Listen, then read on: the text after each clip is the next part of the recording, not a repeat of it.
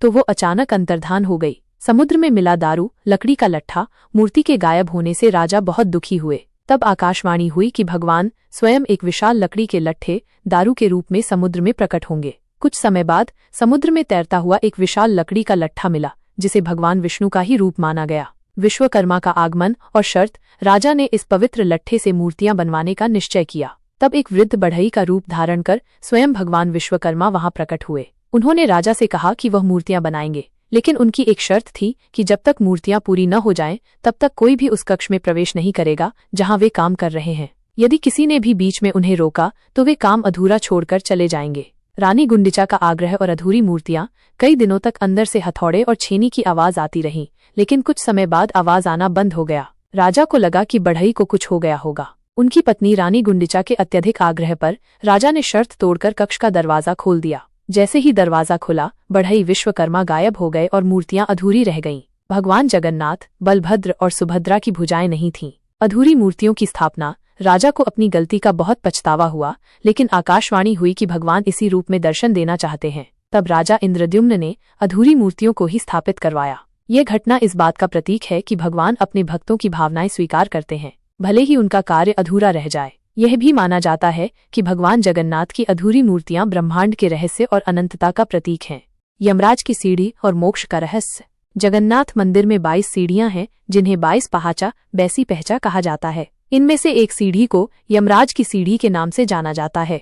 पौराणिक कथा के अनुसार जब भगवान जगन्नाथ के दर्शन मात्र से ही लोग पाप मुक्त होकर मोक्ष प्राप्त करने लगे, तो यमराज चिंतित होकर भगवान जगन्नाथ के पास पहुंचे। उन्होंने कहा कि उनके लोक में कोई नहीं आ रहा, जिससे उनके पापों का हिसाब किताब बिगड़ रहा है। तब भगवान जगन्नाथ ने यमराज से कहा कि मंदिर में प्रवेश करते समय लोग इन 22 सीढ़ियों से गुजरेंगे। प्रवेश करते समय उस सीढ़ी पर पैर रखने से कोई समस्या नहीं होगी, लेकिन मंदिर से बाहर निकलते समय यदि कोई व्यक्ति उस सीढ़ी पर पैर रखता है तो उसे पापों से मुक्ति नहीं मिलेगी। यह मान्यता आज भी प्रचलित है और भक्तों का मानना है कि मंदिर में प्रवेश करते ही सभी पापों का नाश हो जाता है।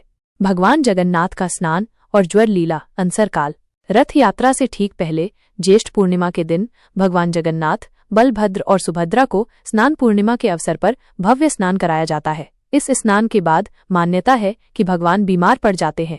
यह परंपरा एक भक्त माधव दास की कहानी से जुड़ी है, जो भगवान जगन्नाथ के परम भक्त थे। एक बार माधव दास बहुत बीमार पड़ गए और उन्हें तेज बुखार हो गया। भगवान जगन्नाथ स्वयं श्री मंदिर से बाहर आकर एक साधारण मनुष्य के रूप में उनकी सेवा में लग गए। जब माधव दास ठीक होने लगे तो उन्होंने पहचान लिया कि भगवान स्वयं उनकी सेवा कर रहे हैं। माधव दास ने रोते हुए भगवान से पूछा कि आप मेरी सेवा क्यों कर रहे हैं? आप तो मुझे तुरंत ठीक भी कर सकते थे। तब भगवान जगन्नाथ ने कहा कि वे अपने भक्तों को उनके कर्मों का फल भुगतने देते हैं, लेकिन वे हमेशा उनका साथ देते हैं। इसी घटना की याद में और भगवान के मानवीय स्वरूप को दर्शाने के लिए ज्येष्ठ पूर्णिमा के दिन भगवान को स्नान कराया जाता है और फिर वे बीमार पड़ जाते हैं। इस अवधि को अंसरकाल, अनासरा काला कहा जाता है, जिसमें भगवान को जड़ी बूटियों से उपचार दिया जाता है और वे भक्तों को सीधे दर्शन नहीं देते। इस दौरान पिपली और अन्य आयुर्वेदिक औषधियों का लेप उन्हें लगाया जाता है। भक्त इस समय भगवान के प्रतीकात्मक चित्रपटों के दर्शन करते हैं। लगभग 15 दिनों के बाद भगवान स्वस्थ होकर रथ यात्रा के लिए तैयार होते हैं।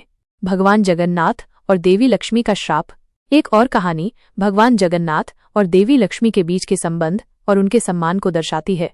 एक बार ज्येष्ठ पूर्णिमा के दिन लक्ष्मी जी अपने भक्तों के घरों में भ्रमण करने निकली। जब वो एक चांडाल भक्त के घर से बाहर आ रही थीं, तो भगवान जगन्नाथ और बलदेव जी ने उन्हें देख लिया। बलदेव जी ने लक्ष्मी जी को मंदिर से निष्कासित करने का आदेश दिया, क्योंकि उन्होंने एक चांडाल के घर में प्रवेश किया था, जिससे वे अपवित्र हो गई थीं। भगवान जगन्नाथ ने बलदेव जी को समझाने की कोशिश की कि भक्तों में कोई भेद नहीं होता, लेकिन बलदेव जी अपने निर्णय पर अडिग रहे। इससे लक्ष्मी जी को बहुत क्रोध आया और उन्होंने दोनों भाइयों को श्राप दिया कि वे भूख और प्यास से तड़पेंगे और उन्हें कोई भोजन नहीं मिलेगा। श्राप के प्रभाव से जगन्नाथ और बलदेव जी को कई दिनों तक भटकना पड़ा और उन्हें कहीं भी भोजन नहीं मिला।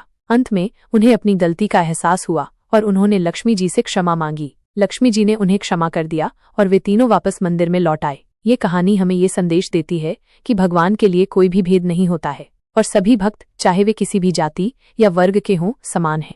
ये कुछ प्रमुख कहानी है। पुरी का जगन्नाथ धाम सिर्फ एक मंदिर नहीं, बल्कि आस्था, रहस्य और अनूठी परंपराओं का एक अद्भुत संगम है। आइए जगन्नाथ धाम से जुड़ी कुछ प्रमुख कहानियों और रहस्यों को विस्तार से जानते हैं। 1. अधूरी मूर्तियों का रहस्य। कैसे प्रकट हुए भगवान जगन्नाथ? ये जगन्नाथ धाम से जुड़ी सबसे प्रसिद्ध कहानियों में से एक है। नीलमाधव की खोज प्राचीन काल में उत्कल वर्तमान ओडिशा के राजा इंद्रद्युम्न भगवान विष्णु के परम भक्त थे। उन्हें सपने में भगवान विष्णु ने दर्शन दिए और बताया कि नीलांचल पर्वत पर एक गुफा में उनकी नीलमाधव नाम की एक अद्भुत मूर्ति है। राजा ने उस मूर्ति को लाने के लिए अपने ब्राह्मण सेवक विद्यापति को भेजा। विद्यापति ने नीलमाधव के उपासक सबर मुखिया विश्ववसु की पुत्री से विवाह कर लिया। कुछ समय बाद विद्यापति ने अपने ससुर से नीलमाधव के दर्शन की इच्छा व्यक्त की। विश्ववसु पहले तो हिचकिचाए, लेकिन अपनी बेटी के कहने पर मान गए। उन्होंने विद्यापति की आंखों पर पट्टी बांधकर उन्हें गुफा तक पहुंचाया ताकि वो रास्ता न जान सके। मूर्ति का अंतर्धान जब विद्यापति ने नीलमाधव के दर्शन किए तो वो अलौकिक सौंदर्य से अभिभूत हो गए। लेकिन जब राजा इंद्रद्युम्न स्वयं वहां पहुंचे तो मूर्ति अंतर्धान हो गई। देवताओं का आगमन और बढ़ई की शर्त, मूर्ति के गायब होने से राजा बहुत दुखी हुए। तब नारद मुनि ने राजा को सांत्वना दी और बताया कि भगवान स्वयं एक विशेष रूप में प्रकट होंगे। कुछ समय बाद समुद्र में एक विशाल दारू लकड़ी का लट्ठा तैरता हुआ मिला, जिसे भगवान का ही रूप माना गया। राजा ने इस दारू से मूर्तियां बनवाने का निश्चय किया। तब एक वृद्ध बढ़ई के रूप में स्वयं भगवान विश्वकर्मा वहां प्रकट हुए। उन्होंने मूर्तियां बनाने के लिए एक शर्त रखी। वे एक बंद कमरे में काम करेंगे और जब तक मूर्तियां पूरी न हो जाएं, कोई भी उस कक्ष में प्रवेश नहीं करेगा। यदि किसी ने भी बीच में उन्हें रोका तो वे काम अधूरा छोड़कर चले जाएंगे। राजा का धैर्य टूटा। कई दिनों तक कमरे से कोई आवाज नहीं आई। राजा को चिंता हुई और उनकी पत्नी रानी गुंडिचा के आग्रह पर उन्होंने कक्ष का दरवाजा खोल दिया। जैसे ही दरवाजा खुला, बढ़ई गायब हो गए और भगवान जगन्नाथ, बलभद्र, बलराम और देवी सुभद्रा की मूर्तियां अधूरी रह गईं। उनकी भुजाएं नहीं बनी थीं। अधूरी मूर्तियों की स्थापना। राजा को अपनी गलती का बहुत पश्चाताप हुआ, लेकिन तभी आकाशवाणी हुई कि भगवान इसी रूप में दर्शन देना चाहते हैं। तब राजा इंद्रद्युम्न ने इन्हीं अधूरी मूर्तियों को स्थापित करवाया, जो आज भी पुरी के जगन्नाथ मंदिर में विराजमान हैं। यह हमें सिखाता है कि भगवान को उनके अधूरे रूप में भी स्वीकार करना उनकी इच्छा है। 2. यमराज की सीढ़ियां और पाप मुक्ति। जगन्नाथ मंदिर में कुल 22 सीढ़ियां हैं, जो अपने आप में एक रहस्य समेटे हुए हैं। एक पौराणिक कथा के अनुसार जब भगवान जगन्नाथ के दर्शन मात्र से लोग आसानी से पाप मुक्त होने लगे और मोक्ष प्राप्त करने लगे, तो मृत्यु के देवता यमराज चिंतित हो गए। वे भगवान जगन्नाथ के पास पहुंचे और अपनी चिंता व्यक्त की। भगवान जगन्नाथ ने यमराज से कहा कि मंदिर में प्रवेश करते समय लोग इन 22 सीढ़ियों से गुजरेंगे और उनमें से एक सीढ़ी यमराज की सीढ़ी होगी। मंदिर में प्रवेश करते समय उस पर पैर रखने से कोई समस्या नहीं होगी, लेकिन मंदिर से बाहर निकलते समय यदि कोई व्यक्ति उस विशेष सीढ़ी पर पैर रखता है तो उसे पापों से मुक्ति नहीं मिलेगी और उसे अपने कर्मों का फल भुगतना पड़ेगा। यह मान्यता आज भी प्रचलित है और भक्त मंदिर से निकलते समय इन सीढ़ियों पर विशेष ध्यान रखते हैं। 3. भगवान का बीमार पड़ना। अनसर काल। रथ यात्रा से ठीक पहले ज्येष्ठ पूर्णिमा के दिन भगवान जगन्नाथ, बलभद्र और सुभद्रा को स्नान पूर्णिमा पर स्नान कराया जाता है। इस भारी स्नान के बाद मान्यता है कि भगवान बीमार पड़ जाते हैं। इस अवधि को अनसर काल कहा जाता है, जिसमें भगवान को विशेष आयुर्वेदिक जड़ी बूटियों से उपचार दिया जाता है। इस दौरान वे भक्तों को दर्शन नहीं देते और मंदिर के द्वार बंद रहते हैं। यह परंपरा एक भक्त माधव दास की कहानी से भी जुड़ी है, जो एक बार बहुत बीमार पड़ गए थे। कहा जाता है कि भगवान स्वयं उनकी सेवा में आए थे। यह कहानी भगवान और भक्त के अटूट प्रेम और भगवान की मानव लीलाओं को दर्शाती है। 4. श्री कृष्ण का हृदय और ब्रह्म पदार्थ का रहस्य। एक और गहरा रहस्य मंदिर में स्थापित लकड़ी की मूर्तियों से जुड़ा है। माना जाता है कि जब भगवान श्री कृष्ण ने देह त्याग किया था तो उनका हृदय ही एकमात्र ऐसा अंश था जो पंच तत्वों में विलीन नहीं हुआ था। यह हृदय आज भी पुरी के जगन्नाथ मंदिर में भगवान जगन्नाथ की दारू लकड़ी की मूर्ति के अंदर ब्रह्म पदार्थ के रूप में सुरक्षित है।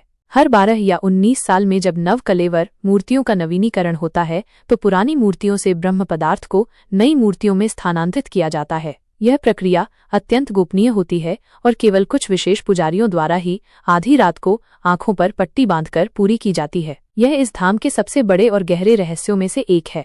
5. मंदिर से जुड़े वास्तुशिल्प और प्राकृतिक रहस्य। जगन्नाथ धाम कई अद्भुत रहस्यों से भी घिरा हुआ है। ध्वज की दिशा। मंदिर के शिखर पर लगा ध्वज हमेशा हवा के विपरीत दिशा में फहराता है, जो विज्ञान के नियमों को चुनौती देता प्रतीत होता है। चक्र का रहस्य। मंदिर के शिखर पर स्थित सुदर्शन चक्र किसी भी दिशा से देखने पर हमेशा आपकी ओर ही प्रतीत होता है। छाया का अदृश्य होना। मंदिर के मुख्य गुंबद की छाया दिन के किसी भी समय जमीन पर नहीं पड़ती है। प्रसाद का प्रबंधन। मंदिर की रसोई दुनिया की सबसे बड़ी रसोई मानी जाती है। कहा जाता है कि यहाँ कभी भी प्रसाद कम नहीं पड़ता, चाहे भक्तों की संख्या कितनी भी हो। प्रसाद हमेशा उतना ही बनता है जितनी आवश्यकता होती है। जगन्नाथ धाम सिर्फ एक मंदिर नहीं बल्कि आध्यात्मिक ऊर्जा और अनसुलझे रहस्यों का एक ऐसा केंद्र है जो सदियों से भक्तों को अपनी ओर खींचता रहा है। यह भगवान की लीलाओं और मानव जीवन के गहरे अर्थों को समझने का एक प्रतीक है।